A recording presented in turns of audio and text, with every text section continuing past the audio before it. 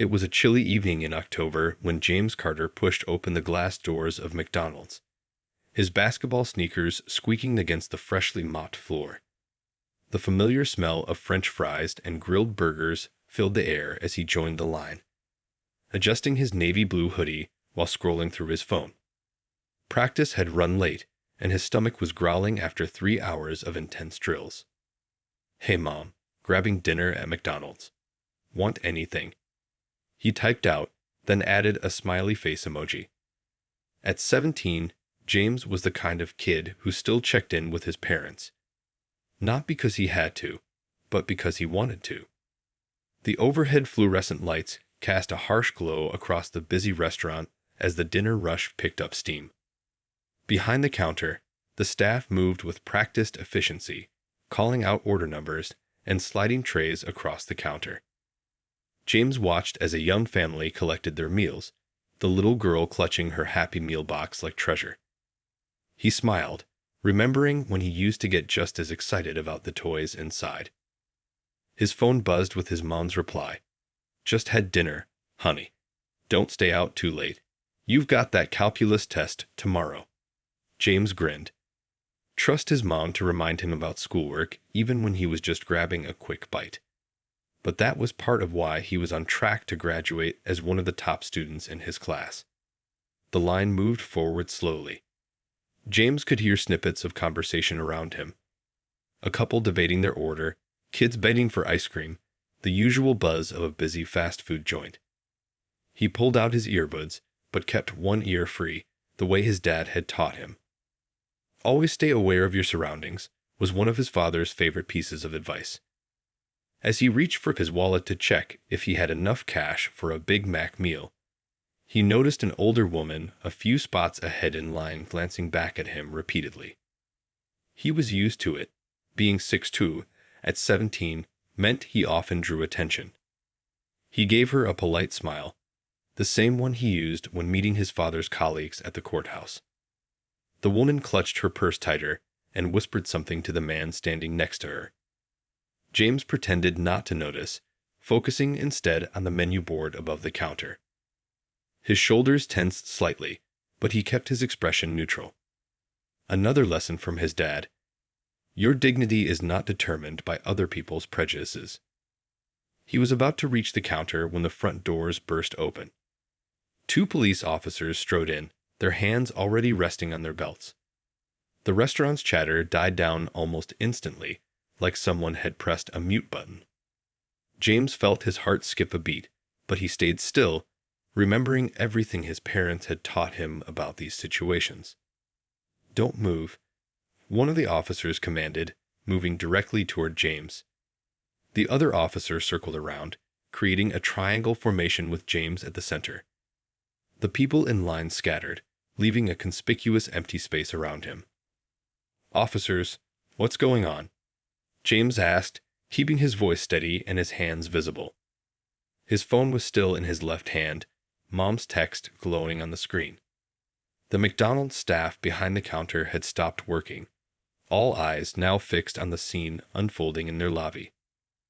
"We received a report of a suspicious individual matching your description," the first officer said, his hand still on his weapon. "Put your hands behind your back, nice and slow." James's mind raced, but his body moved with deliberate calmness. As he turned to comply with the officer's orders, he caught sight of his reflection in the window. A tall, young black man in a hoodie and basketball shorts, about to be handcuffed in front of a restaurant full of strangers. Several customers had their phones out now, recording everything. The manager, a middle-aged woman with concerned eyes, emerged from behind the counter. "Wait, he's just a customer," she started to say, but the sound of handcuffs clicking shut drowned out her words. The world seemed to slow down as James felt the cold metal against his wrists. He thought about his father's position as a federal judge, about his mother's warnings about being careful in public, about his straight A's and basketball scholarship offers. None of that mattered now. In this moment, that would change everything. "I'm going to need you to call my father," James said quietly, his voice carrying across the now silent restaurant. His name is Judge Thomas Carter." The officers exchanged glances, and in that moment, James knew that this story was just beginning. The silence in McDonald's felt heavier than lead as Officer Mike Thompson's radio crackled to life. His partner's face had gone pale at the mention of Judge Carter's name. Everyone in law enforcement knew Judge Carter.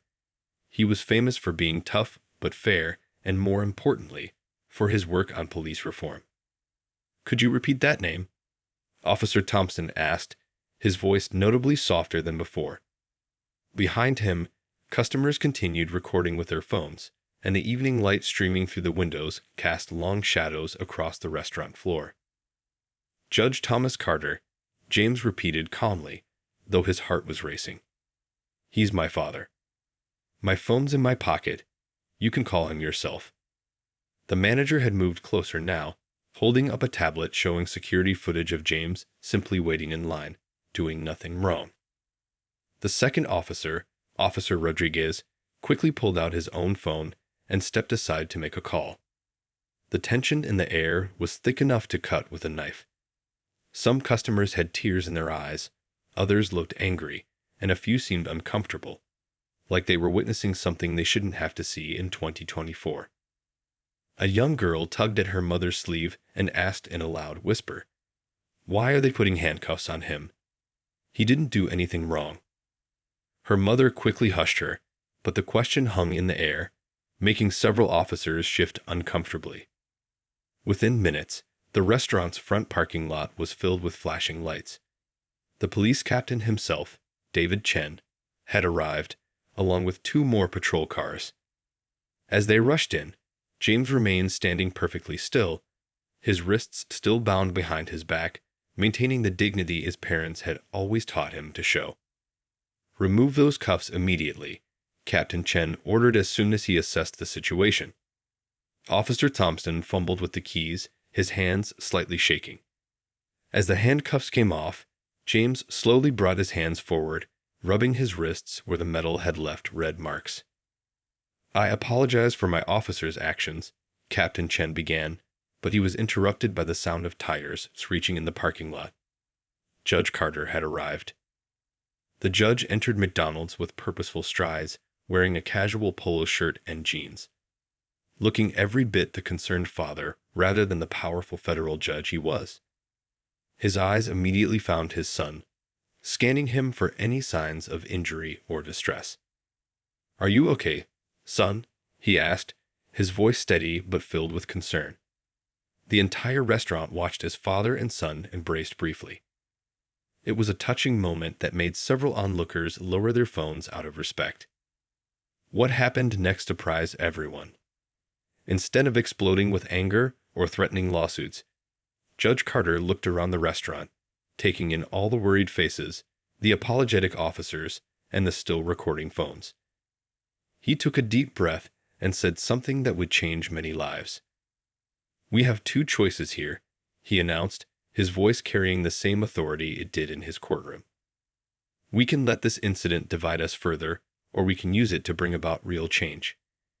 He turned to Captain Chen. "I propose we turn this into a learning opportunity for both the department and our community." The captain nodded eagerly, relief visible on his face. Meanwhile, James had walked over to the counter and, in a move that surprised everyone, finally placed his order, a Big Mac meal with extra fries. Several people in the restaurant couldn't help but smile at his composure.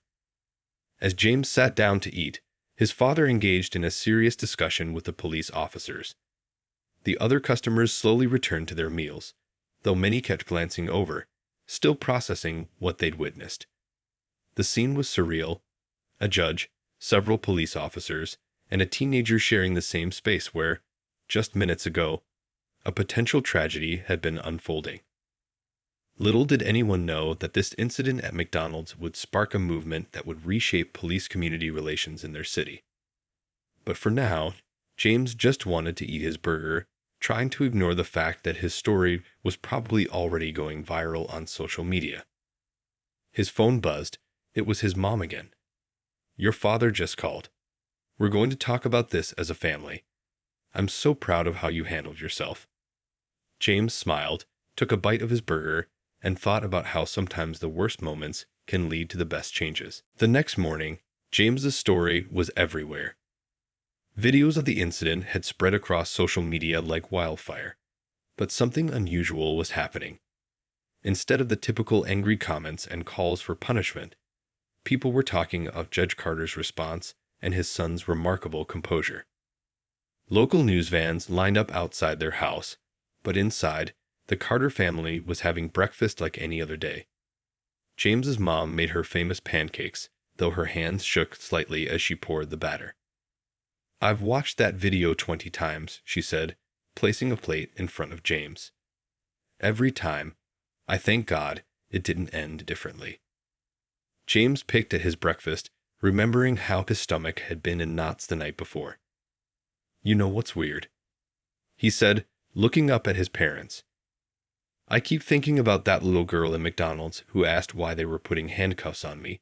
She just couldn't understand it." Judge Carter put down his coffee cup. "That's exactly why we need to do something different here," he said.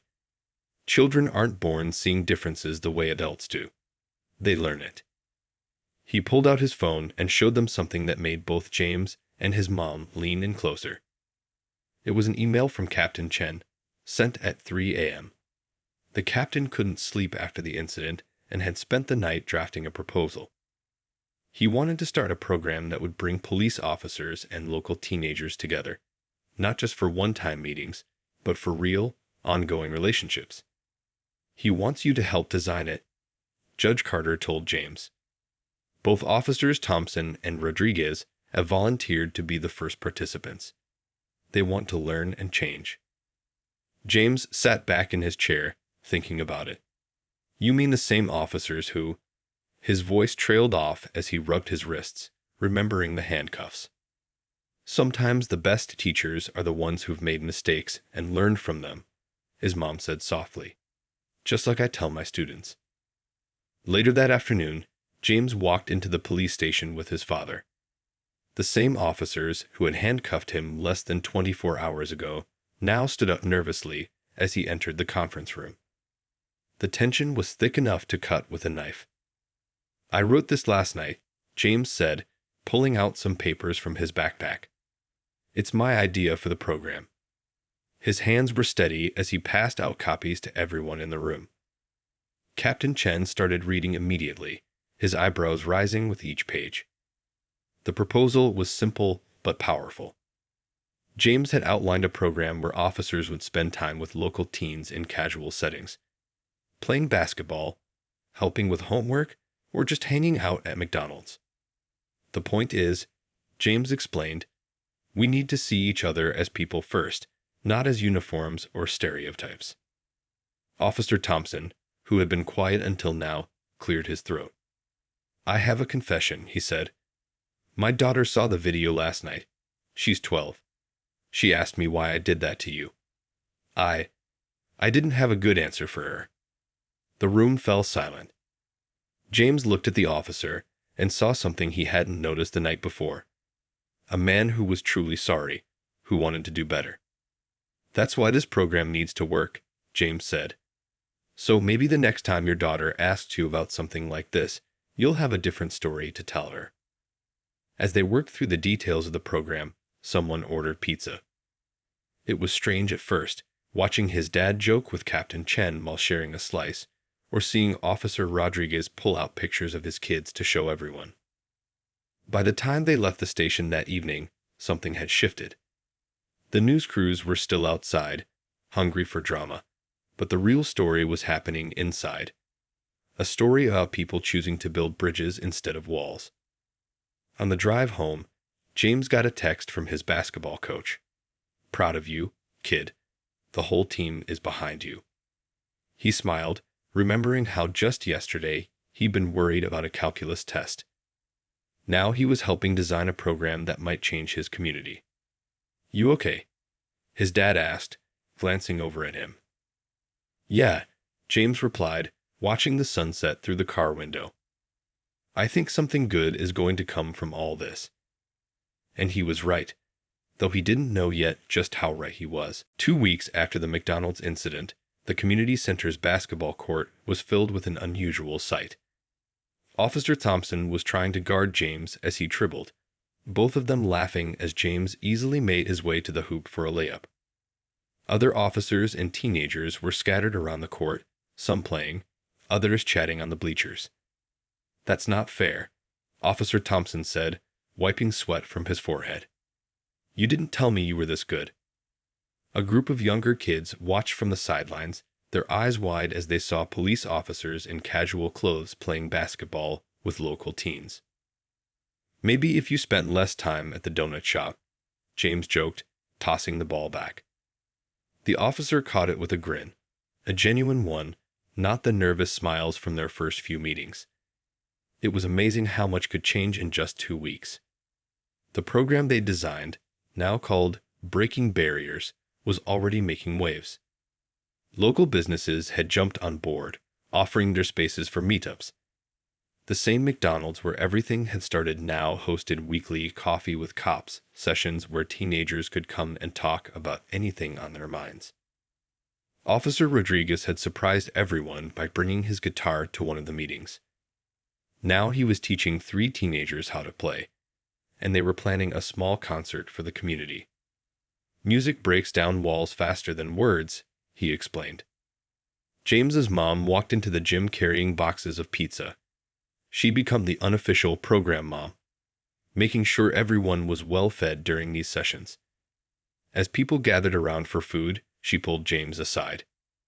"The school board called today," she said, her eyes sparkling with excitement. "They want to make Breaking Barriers part of the official school curriculum. They're thinking about giving students community service credits for participating." James nearly choked on his pizza. "Really? That would be huge." He looked around the gym, taking in all the small groups of people talking and laughing together. Just a month ago, most of these teens would have crossed the street to avoid a police officer. Now they were sharing pizza and teaching each other TikTok dances. Captain Chen arrived later with some interesting news of his own. "The mayor's office called," he announced to the group. "They want to feature Breaking Barriers in their next town hall meeting. They think other cities might want to copy our program." One of the younger officers raised her hand. "Can I say something?" she asked, looking nervous. When everyone nodded, she continued, "I've been on the force for 3 years, and this is the first time I feel like I'm really making a difference. Like, not just enforcing laws, but actually helping build something good." The teenagers nodded in agreement. One of them, a quiet kid who usually sat in the corner, spoke up. "My little brother used to be scared when he saw police cars in our neighborhood," he said. "Now he gets excited because he thinks it might be Officer Thompson coming to play basketball." As the evening wound down, James found himself sitting on the bleachers with Officer Thompson, watching as everyone helped clean up the gym. "You know what's funny?" the officer said, his voice thoughtful. "That night at McDonald's, I thought my career was over. Instead, it became a new beginning." James's phone buzzed. It was a text from his dad. "TV station wants to do a feature story on Breaking Barriers. You up for an interview?" He showed it to Officer Thompson, who chuckled. "From viral video to positive change," the officer mused. "Not bad for 2 weeks' work, huh?" As they walked out of the community center that evening, James noticed something that made him smile. The younger kids who'd been watching their basketball game were now playing cops and robbers. But instead of running away from the pretend police officer, they were all working together to solve an imaginary mystery. "Hey, James." Officer Thompson called out as he headed to his car. "Same time next week." "Wouldn't miss it," James replied, realizing that what had started as the worst night of his life was turning into something he'd be proud to tell his own kids about someday. In the parking lot, under the glow of streetlights, teenagers and police officers said goodbye with fist bumps and high fives, each carrying home a piece of hope for a better tomorrow. 1 month into the Breaking Barriers program, the local TV station's cameras rolled as James and Officer Thompson sat together in that same McDonald's. The reporter leaned forward, genuinely curious about their story. "So, you go from handcuffs to handshakes," she said, gesturing between them. How did that happen? Officer Thompson glanced at his coffee cup, then looked directly into the camera.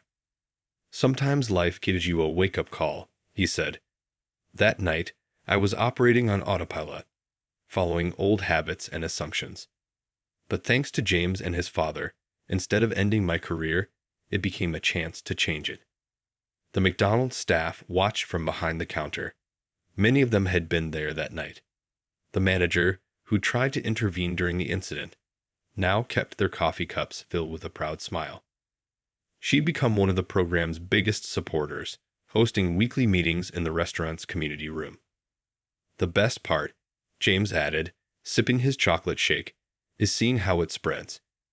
Yesterday, I saw a police car stop in my neighborhood. Instead of tension, I watched kids run up to the car to say hi. The officer knew their names. That's the kind of change we're talking about. After the interview, more teenagers and officers filtered into the restaurant. It was time for their regular Thursday meeting, but today was special. They were planning their first community fair.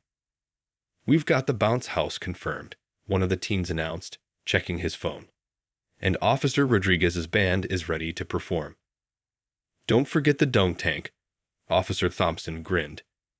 The chief promised to take the first shift. Everyone laughed, remembering how their tough police chief had embraced the program, even joining their basketball games occasionally. James's mom arrived with a stack of flyers for the fair. She'd been up late designing them, making sure they captured the spirit of what breaking barriers had become. The logo showed two hands, one in a police uniform sleeve and one in a casual sleeve, giving each other a high five. Look what came in today, Captain Chen said, walking in with a large envelope. He pulled out a letter from the state governor's office. They want to use breaking barriers as a model for other cities. They're offering funding to help us expand. The excitement in the room was electric. But James noticed one of the younger teens, looking a bit uncertain. What's wrong? He asked, sliding into the booth next to him. My cousin in another city, the teen said quietly. He had a bad experience with police last week. I wish they had this program there too. James nodded, understanding the weight of that wish. That's exactly why we're doing this, he said. Change has to start somewhere. Why not here? Later that evening, as people were leaving, Officer Thompson's daughter came bouncing in after her dance class. She'd become a regular at these meetings, often bringing homework to do while her dad attended. But more than that, she'd become a symbol of what they were working toward. A future where kids wouldn't have to fear the people meant to protect them. Dad, she called out, waving a paper. I got an A on my social studies project. I wrote about breaking barriers. Everyone gathered around as she proudly showed off her project. She'd interviewed several program participants and created a timeline showing how one incident at McDonald's had sparked a movement. The best part, she beamed, is when my teacher asked if other students could join the program too. As James helped clean up the meeting room, he found himself standing in the exact spot where he'd been handcuffed that night. The memory still stung, but now it carried a different meaning. It had become a beginning rather than an ending. His phone buzzed with a text from his dad. Just got 3 more calls from other cities wanting to start their own programs. You started something big, son. Looking around at the officers and teens chatting and laughing together, James smiled. Sometimes the worst moments in life could lead to the best changes, if you were brave enough to take that first step toward understanding. The day of the Breaking Barriers Community Fair arrived with perfect weather and a turnout that surprised everyone. The local park was packed with families, the air filled with music from Officer Rodriguez's band, and the smell of barbecue wafting from food trucks lined up along the paths. I can't believe this many people showed up, James said, watching kids line up for the bounce house. Some wore t-shirts with the Breaking Barriers logo, 2 hands meeting in a high five. The shirts had been Officer Thompson's idea, and they'd sold out within hours. Near the basketball courts, police officers were teaching kids how to dribble and shoot. They weren't in uniform today, just regular people in Breaking Barriers t-shirts, playing with kids who now saw them as friends rather than something to fear. "James," called out Officer Thompson's daughter, "the dump tank is ready." She was bouncing with excitement as her dad climbed onto the platform above the water. The police chief was already soaked from his turn, but he was grinning from ear to ear as he helped sell tickets. 3 balls for $5, the chief announced. All proceeds go to expanding Breaking Barriers to more cities. The line quickly grew as people eagerly waited for their chance to dunk an officer. James's mom had set up an information booth where she was showing videos from their weekly meetings. A crowd gathered to watch footage of officers and teens playing basketball, studying together, and working on community projects. Next to her, his dad was talking with visitors from other cities who wanted to start their own programs. "You see that officer over there?" James overheard a mother telling her young son, pointing to Officer Rodriguez, who was teaching guitar chords to a group of kids. "Last month, he helped your brother with his math homework." That's what police officers do. They help people. The local news crew was back, capturing moments for their follow-up story. They interviewed kids who'd been part of the program, parents who'd seen changes in their neighborhoods, and officers who spoke about how Breaking Barriers had changed their approach to community policing. "The best part," one officer told the camera, "is that we're not just changing how kids see us. We're changing how we see ourselves. We're becoming the officers we always wanted to be." As the afternoon went on, James found himself by the dessert table, helping serve cookies his mom had baked. A small boy tugged at his shirt, looking up with curious eyes. "My big sister says you're the reason all this happened," the boy said. "She showed me the video from McDonald's.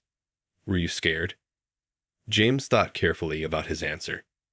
"Yes, I was scared," he said honestly. "But sometimes scary moments can lead to good changes if we're brave enough to try something different." The boy nodded seriously.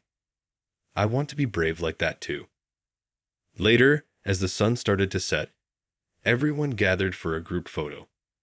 Officers, teenagers, families, and community members all squeezed together, many still wet from the dump tank, some with face paint from the activity booths, all wearing bright smiles. "Wait," called Officer Thompson's daughter. She ran to grab James and her dad, pulling them to the front of the group. "You two need to be in the middle. You started all this."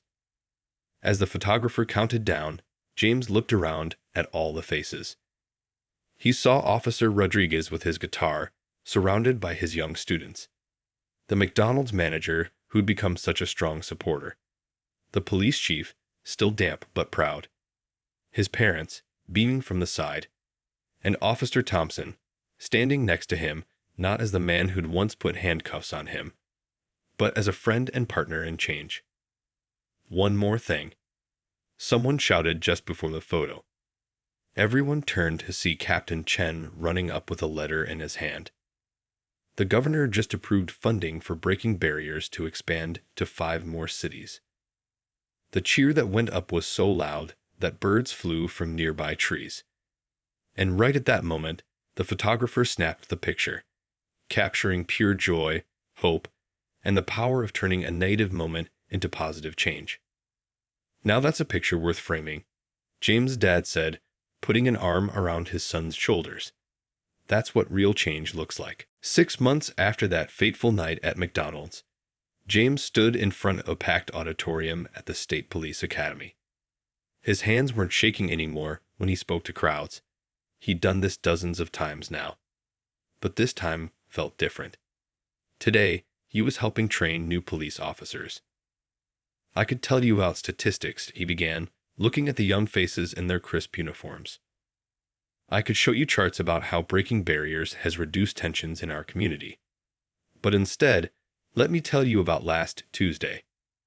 The room fell silent as James described a scene from their latest community meeting. A 12-year-old boy came up to Officer Thompson, crying because some kids were bullying him at school. 2 months ago, that same kid would have run away from any police officer. But now, He knew exactly where to go for help. Officer Thompson, standing at the back of the room, nodded with a smile.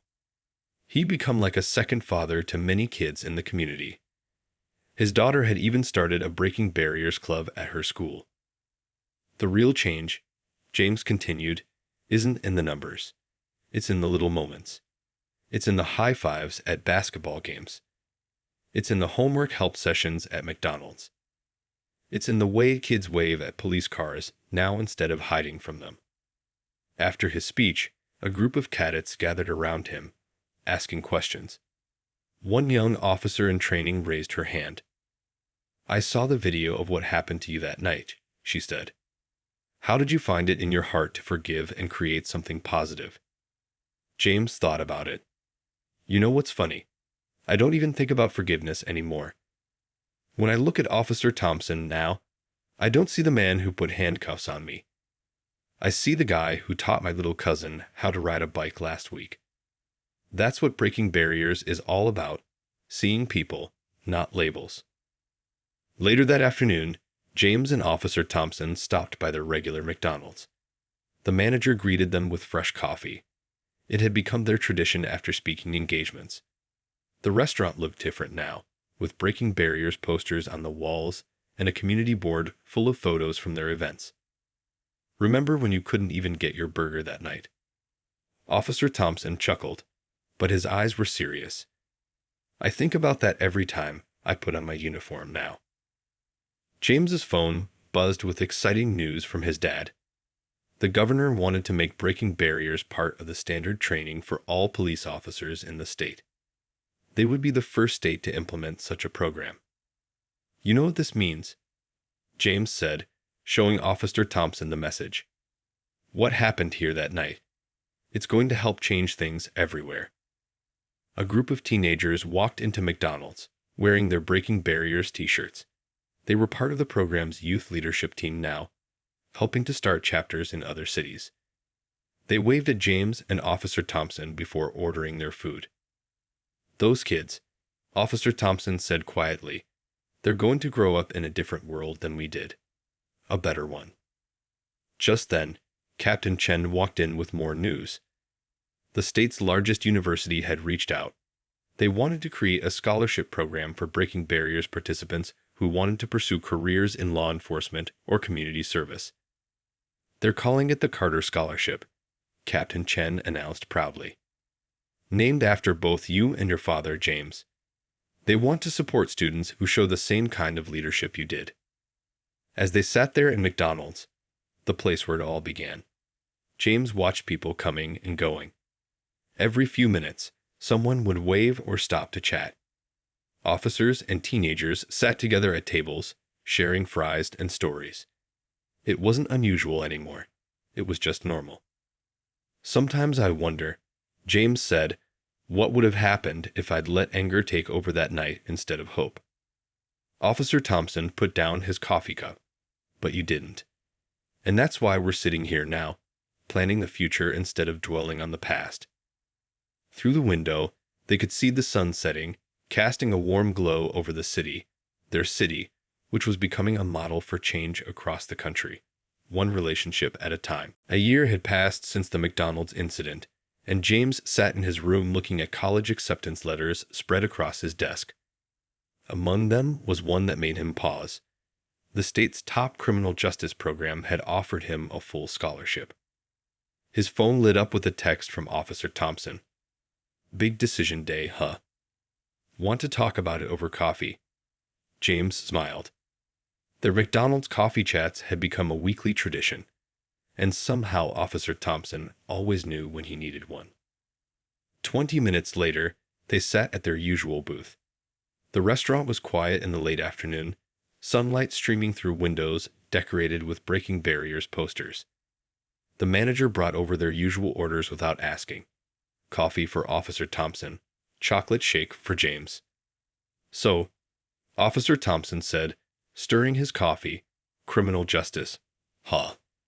That's a big change from your original plan to study business." James nodded, taking a sip of his shake. "You know what's funny? A year ago, I wanted to get as far away from anything related to law enforcement as possible. Now, he gestured around at the restaurant where everything had changed. Now I want to be part of making the system better. Just then, a group of rookie officers walked in, fresh from their Breaking Barriers training session. They stopped to greet James and Officer Thompson with genuine respect. These new officers had never known a world without the program. They'd learned about community policing from day one. Remember how scared those first meetings were? James asked, watching the young officers joke with local teenagers at another table. Everyone was so tense, waiting for something to go wrong. Officer Thompson laughed. Now look at us. Yesterday, I was teaching your little cousin how to make paper airplanes while his mom filled out job applications. That's real community policing. A news alert popped up on James's phone. Another city had just launched their Breaking Barriers program. The photo showed teenagers and officers painting a community center together. That's the 10th city this month, James said proudly. And each one started because of what happened right here, Officer Thompson added, looking around the McDonald's. You know, my daughter wrote her college essay about that night. About how one moment of injustice turned into a movement for justice. The door chimed as James's parents walked in. They weren't surprised to find him here. This McDonald's had become like a second home for their family. Judge Carter carried a folder that made James sit up straighter. The governor just signed it, his dad announced, pulling out an official document. Breaking Barriers is now mandatory training for every police department in the state. And, he paused, smiling, they want you to help design the curriculum, James. The manager brought over celebratory apple pies. On the house, she insisted. As they talked about the future of the program, more people drifted over to their booth. Captain Chen stopped by after his shift. Officer Rodriguez came in with his guitar, fresh from teaching music at the community center. You know what the best part is? Officer Thompson's daughter said, joining them after her school club meeting. In my school, kids don't talk about us versus them anymore when it comes to police. It's just us, all of us together. James looked at his college acceptance letters again. The choice seemed clearer now. I think, he said slowly, I want to study criminal justice. But not just that. I want to focus on community programs, on building more bridges. Officer Thompson reached across the table and grabbed James's shoulder gently. From handcuffs to healing, he said softly. Who would have thought? As the evening went on, more people filtered in, program participants, community members, officers off duty. Someone suggested taking a picture to mark the occasion. They gathered around the booth where it all started, shoulders touching, smiles genuine. Wait, James said before the photo. Think about where we were a year ago, and where we are now. That's what hope looks like in action. The camera clicked, capturing not just people, but a moment of transformation. In the window's reflection, James could see the sun setting on another day of change, one relationship at a time, one city at a time, one hope at a time. 5 years after that life-changing night at McDonald's, James stood at a podium in front of the White House. Behind him sat dozens of police chiefs, community leaders, and teenagers from Breaking Barriers programs across the country.